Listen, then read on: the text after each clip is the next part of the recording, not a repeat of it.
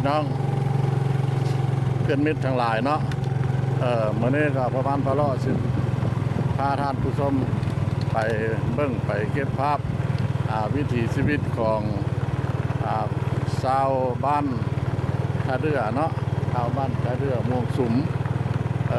ชาวบ้านท่าเรือม่วงสุมเพิ่นได้เฮ็ดสวนครัวเนาะสวนครัวหรือว่าซื้อว่าก็สร้างรายรับกันแล้วเนาะเพิ่นก็เป็นอาชีพเรื่องที่ว่าเพิ่นปลูกหลายๆอย่างเห็นเพิ่นลง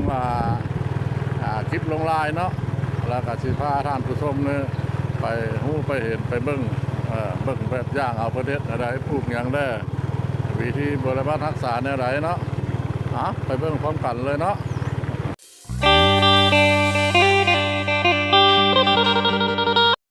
สบายดีโอ้ยตามาน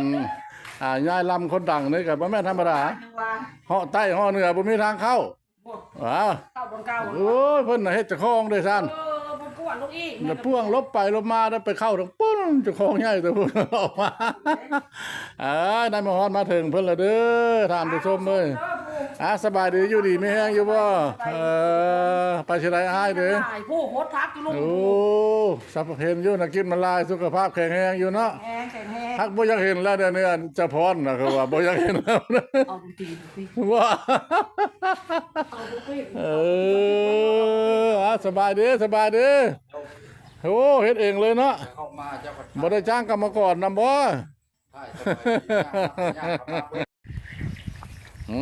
ได้มาฮอดมาถึงสวนเพิ่นแล้วตัวนี้เพิ่นกำลังเฮ็ดไม้เนาะเพิ่นละสิปลู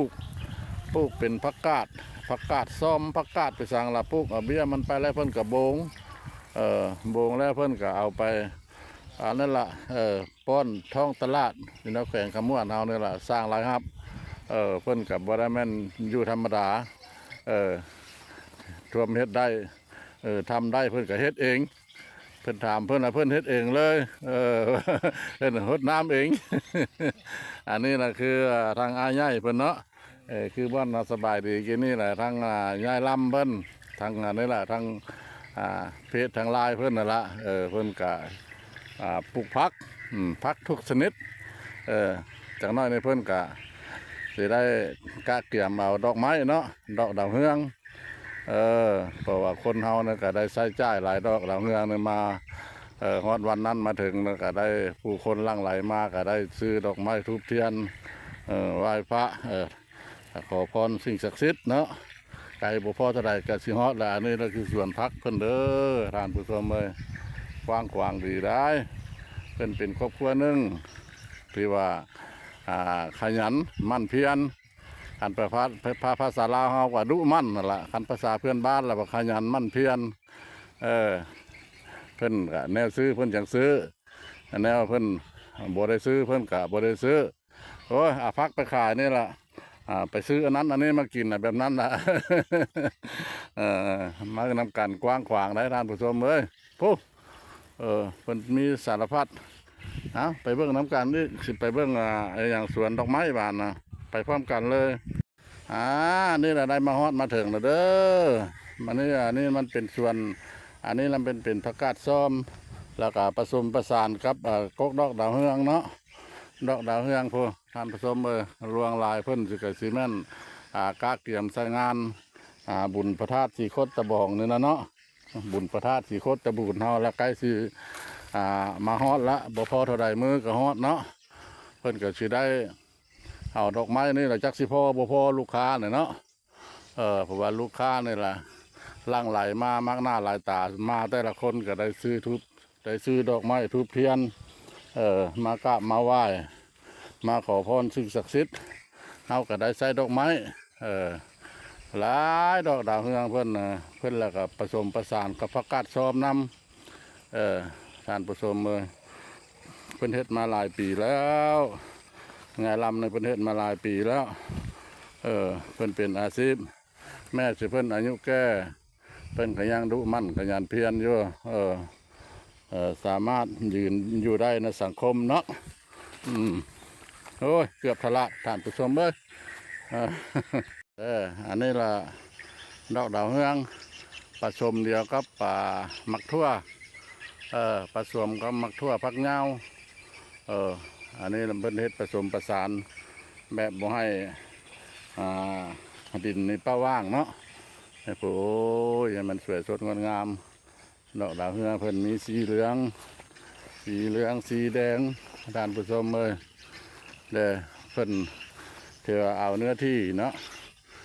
เพิ่นเอาเนื้อที่นาครึ่งหนึงอันเดีภาคพุ่นแล้วเพิ่นกับปลูกข้าวภาคนี้แล้วเพิ่นเลยปลูกพืชเนาะปลูกพืชสำรองพักนานาชนิดทานผสมเลยพักสลัดพักอย่างอันนี้นะแม่นละคนลาวห้องละพักอีตู้เด้อเด้อพักอีตู้ทั้งหมดเลยชุดแสงหูแสงตาเนี่ยพอพักอีตู้เพื่อนละพักอีตู้นี่เพื่อนละผสมกับอันนั้นเนาะผสมกับพักสลัดพักสลัดแหละอยู่ลุ่ม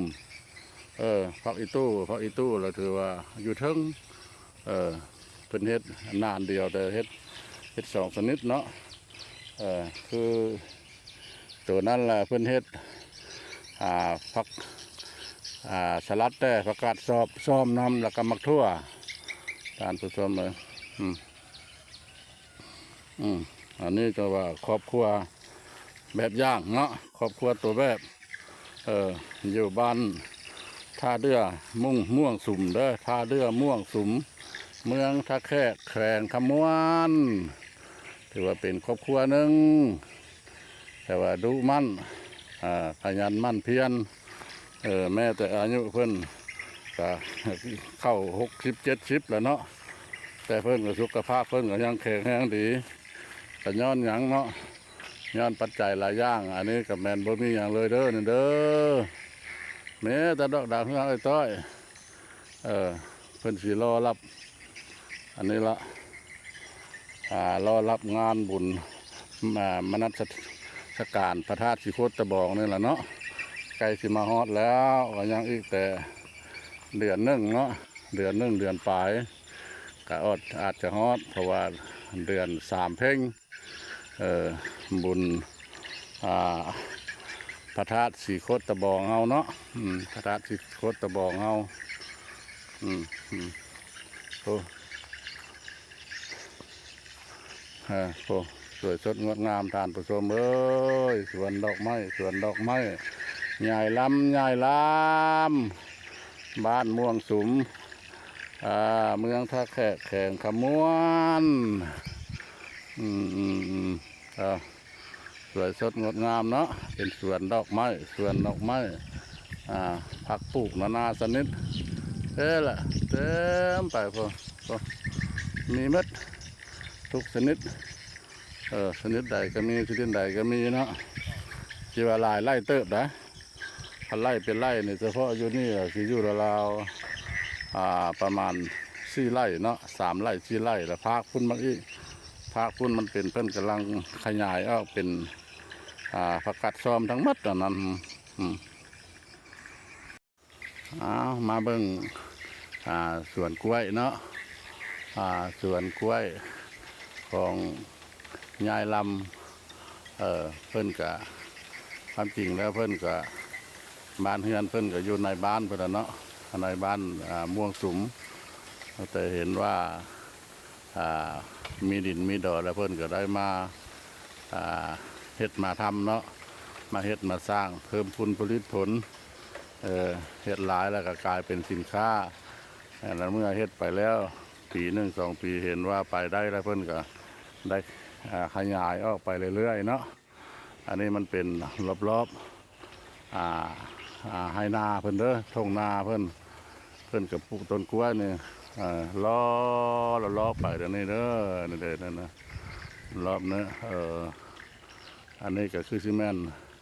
เพิ่นข้าวตะกี้สมัยตะกี้เนาะเพิ่นกับปลูกไม้ไผ่บ้านเด้อเนี่ยปลูกไม้ไผ่บ้านแต่สมัยตะกี้เราบ่ได้มีการซื้อการขายกันเนาะบุญมีอย่างปลูกไม้ไผ่บ้านไว้ใช้ใช้สารหั่นสารนี่สารกระดงเขิงบ่สาร ปัจจุบันนี้แล้วก็เพิ่นก็ได้มาแบ่งเนาะ เฮ็ดสวนกล้วยเด้อแล้วเฮ็ดสวนผักน้มีหมดเป็นต้นว่าหมักกล้วยนี่ก็หลายซ้ำนี้แล้วเนี่ยเนาะมันธรรมดาสวนกล้วยพวกนี้อันนี้ละทางประบานพะเลาะละท่าว่ามันแปลนเลยเด้อถ้าว่ามันสุกเนาะถึงควบปีควบเดือนมาเนอะบักเครือนึงมันเป็น30เครือเป็นคันรถกระบะทานผู้ชมมันนี้เอาไปป้อนท้องตลาดมีเม็ดสารพัดกล้วยนี่ละก็เป็นของยายลำเพิ่นดุเพิ่นมันครอบครัวของยายลำเลยเนาะเพิ่นยึดถือเอาอาชีพปลูกฝังเป็นอาชีพหลักเลี้ยงครอบเลี้ยงครัวทานผู้ชมอันนี้คือส่วนพักคือส่วนดอกไม้เพิ่นคือบ่อนพาบ้านพะเลาะท่ายทับเมื่อกี้นี่ละ